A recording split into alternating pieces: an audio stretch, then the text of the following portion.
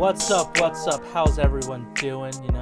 Welcome to another episode of the Bodacious Rant. You got myself, Rye, here, and the ever so awesome Burn. Welcome in.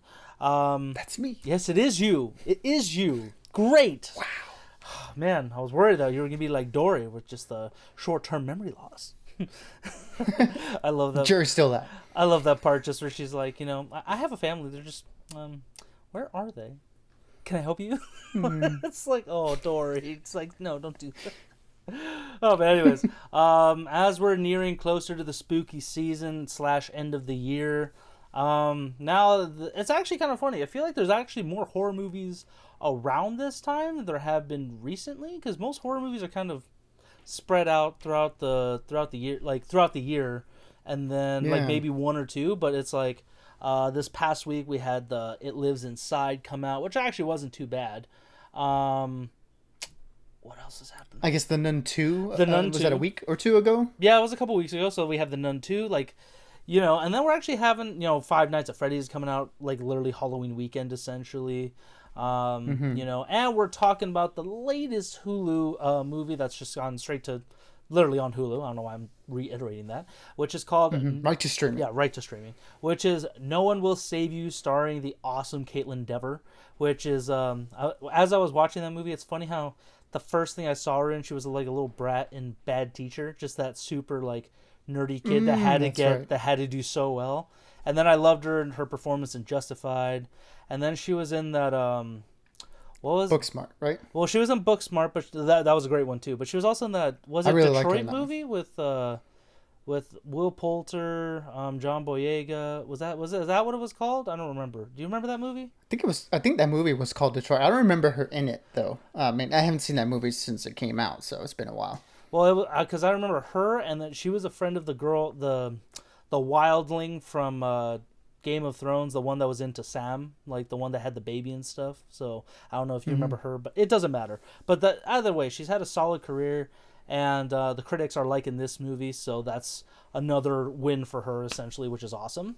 And this is a non-spoiler review, so don't worry, we're not going to get too in-depth with it, because even though it's streaming, I still want you guys to go check it out. It's definitely... Yeah. Especially for those who still have Hulu, because I know talking to more people, it's like a lot of people are now slashing apps just because they're raising the prices for... Like, everyone is now doing an ad version of the subscription versus an ad-free, which is like... God, like, screw you guys, man. Come on. Like, just let us pay for it and not have to pay for ads all the goddamn time. But... It's just gonna be cable all over again. It really is, man. And it sucks, but...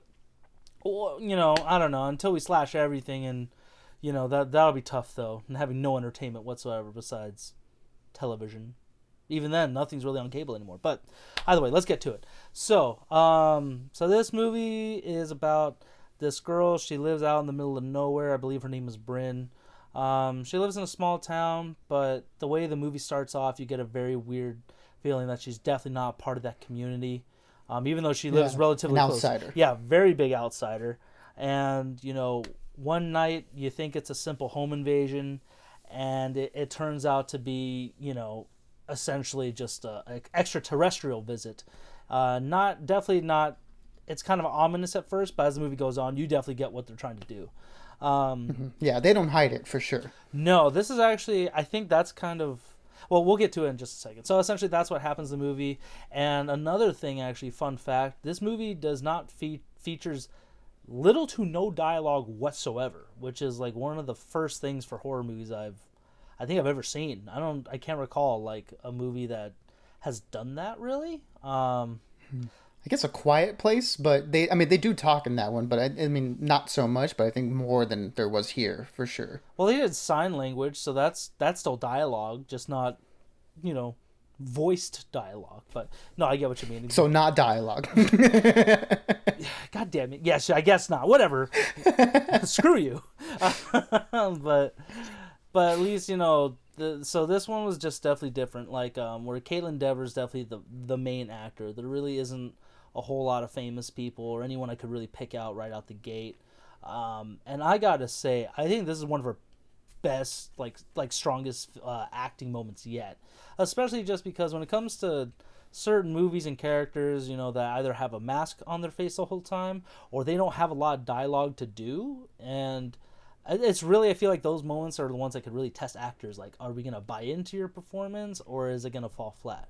For me personally, I think she sold the shit out of it. I was scared with her for half the movie because I was she did a good job of like showing like, okay, this is how maybe someone else could react in this situation for the most part, like a normal person. I don't know.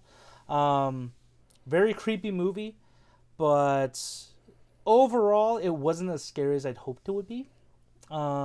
Just because I felt like the last half definitely turned into more like borderline survival action kind of. So, what did you think of this movie though, Bern? Before I keep going.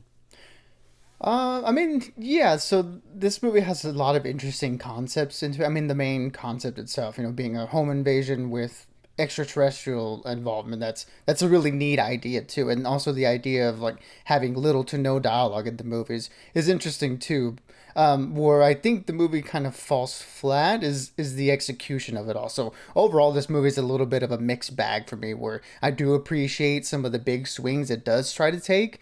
The two things that I just mentioned for sure, but I'm not sure the execution of it really worked for me the entirety of the movie. I think it's one of those movies that for me starts off really, really strong, and I mean the big reason for that is because, as you mentioned, Caitlin Dever's performance is really, really good here, even though she is a little bit handicapped by the fact that she isn't allowed to talk much. She has to emote and do things with just her face and her expressions and the way she moves her body, which is, again, it's definitely a huge acting tool. So she does do a lot with the little that she's given here.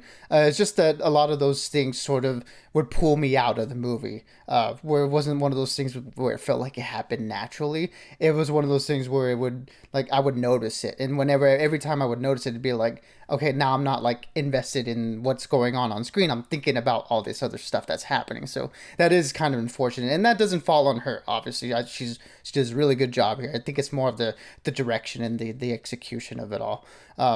And yeah, as I mentioned, as the movie went on, it got a little bit weaker and weaker for me. Whereas I think the first act is really strong and very moody. The cinematography and the sound design is so good in this movie, and it establishes itself really well to the point where I remember you showed me a trailer for this movie, and I wasn't really all that excited, but within the first 15 minutes, I was like, this is really dang good. This is pretty solid so far.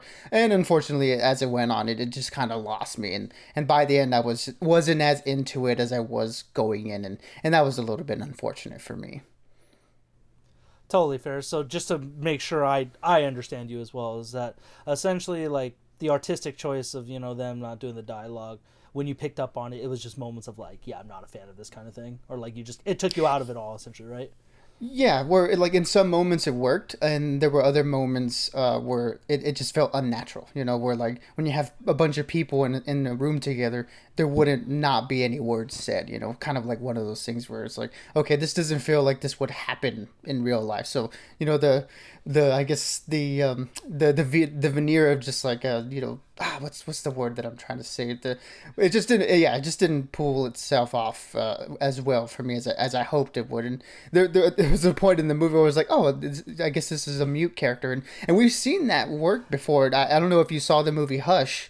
Where the main character is mute, and obviously there's no dialogue in that movie. It worked better there, I feel like, because the character was mute. In this instance, the character is not, and so her not saying things or emoting with her voice, again, it would just pull me out of certain scenes, and I wasn't thinking about what was going on. I was just thinking about the fact, oh, she's not talking right now. Yeah, that's fair. I kind of felt like that. Like after you pointed out, there were a couple scenes I'm like, yeah, I feel like there would have to be something going on, some at least self dialogue where she's talking to herself, But for me personally, I didn't mind it. I thought it worked for the whole situation because again, the way they go about the creature design and again, just her acting talent alone, I was kind of in the moment of like, holy shit, I'd be taken out of words too with everything that's going on. Like, what is going on? So, totally fair though, Bern. And actually, fun note, I still haven't seen Hush. Like, I know I said I haven't seen Hush, but after finding out that it's the same guy who did Haunting of Hill House, because his I forget the actress's Yeah. name, but that's his wife and all the like his stuff. And I was like, okay, you know what? Maybe I should check it out because I did like It's really good. I did like Haunting of Hill House, so I do need to check that out. And Midnight Mass. Still never saw that one, but